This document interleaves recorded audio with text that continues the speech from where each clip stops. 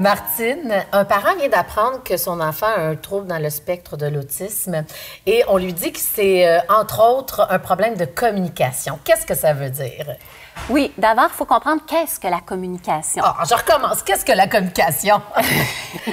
La communication, c'est le processus de transmettre puis de recevoir des informations, des besoins, des sentiments entre des individus. Donc, ça ne veut pas dire que c'est nécessairement verbal. Non, non, parce qu'on peut communiquer de façon non verbale avec des expressions faciales, des gestes, des mouvements du corps. Des bruits. Oui. Puis, on peut aussi communiquer de façon verbale à l'aide du langage. C'est sûr que comme parents, on souhaiterait que nos enfants soient le plus typique possible, donc verbal. Alors, comment on peut les aider à avoir la meilleure communication possible? C'est une bonne question. Il faut d'abord partir du niveau de l'enfant. OK. Puis, pour ça, en orthophonie, on aide les parents à vraiment observer d'abord comment et pourquoi l'enfant communique déjà. OK. Donc, le comment, comme on disait, ça peut être par des cris, des morsures, des tapes. Puis pourquoi? Mais tous ces moyens-là, les cris, les sons, ont quand même une valeur communicative. Donc, ça peut être pour demander, pour protester, pour refuser. Donc, on va amener l'enfant à développer une communication plus fonctionnelle en ayant des meilleurs moyens pour communiquer. Comment on peut faire ça? Un enfant pourrait s'exprimer de façon non interactive. Par exemple, en tirant le bras de son parent pour l'amener vers un camion qu'il désire obtenir qui est situé sur une étagère hors de sa portée. J'ai vécu ça. Bon.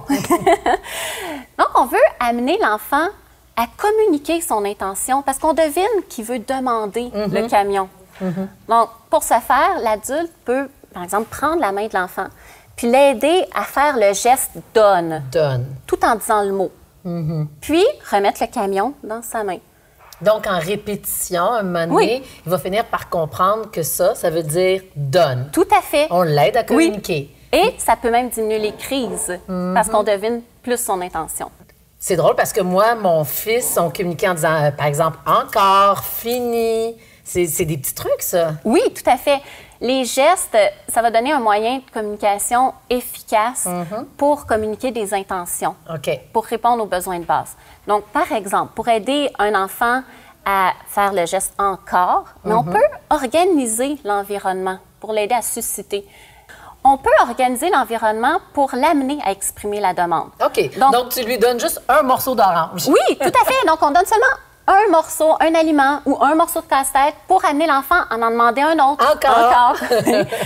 Le donne, on peut, par exemple, retenir l'objet volontairement dans notre main, puis amener l'enfant à exprimer le donne, ou, comme on disait, mettre l'objet hors de sa portée pour l'inciter à faire la demande. Est-ce qu'il en existe d'autres, des petits gestes qui vont nous aider comme ça avec notre communication avec notre enfant? Oui, on a parlé du « encore ». Il y a aussi le « donne ».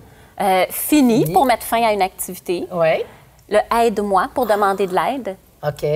Ou ça peut être aussi des gestes qui représentent les actions de la vie quotidienne, comme manger, ou boire, dormir. Donc, c'est des gestes assez naturels. Comment on s'adresse à un enfant qui a un trouble du langage ou de la communication? D'abord, le premier conseil que je peux donner, c'est de se mettre au niveau de l'enfant, de se pencher face à lui.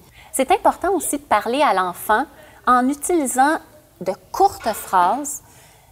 Avec une seule consigne. Oui, des consignes simples et parler lentement pour permettre à l'enfant de tenir compte de tous les mots.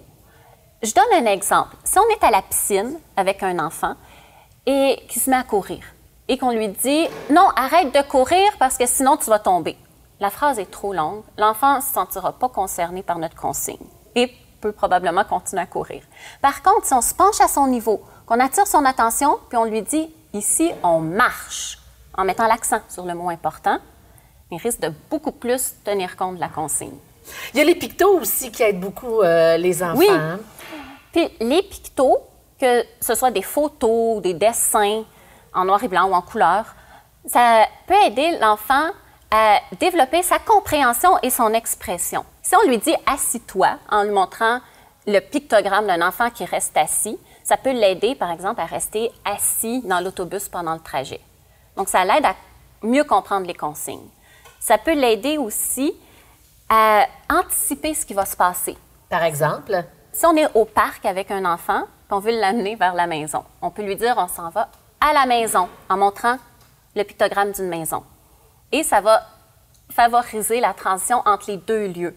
Parce que c'est souvent dans les moments de transition que les enfants autistes peuvent se désorganiser, Oui. ce qui donne lieu à des crises. Donc, les pictogrammes peuvent aider l'enfant à prévoir ce qui s'en vient. Et d'associer aussi le langage, maison, l'image et éventuellement le trajet vers la maison. Tout devient cohérent. Oui.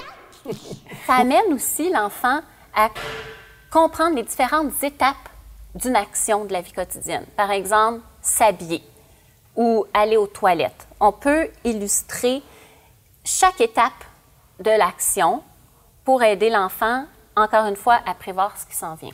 Jusqu'au moment où toutes ces images vont prendre un sens et au moment où il n'en aura plus besoin. Tout à fait. Même si nos enfants ne parlent pas, nous, on doit continuer à parler. Oui, tout à fait. C'est primordial.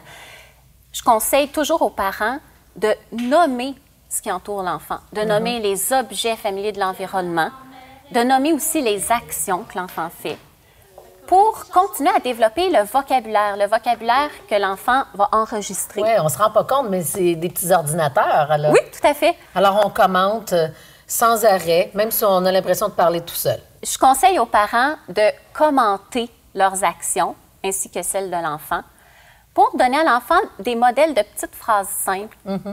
Par exemple, de décrire nos actions de la vie quotidienne, comme « je mange »,« je bois ».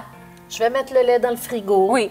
Ouais. De commenter, d'être comme un commentateur sportif qui décrit tout ce qu'il voit, mais de devenir des commentateurs de la vie quotidienne. Oui.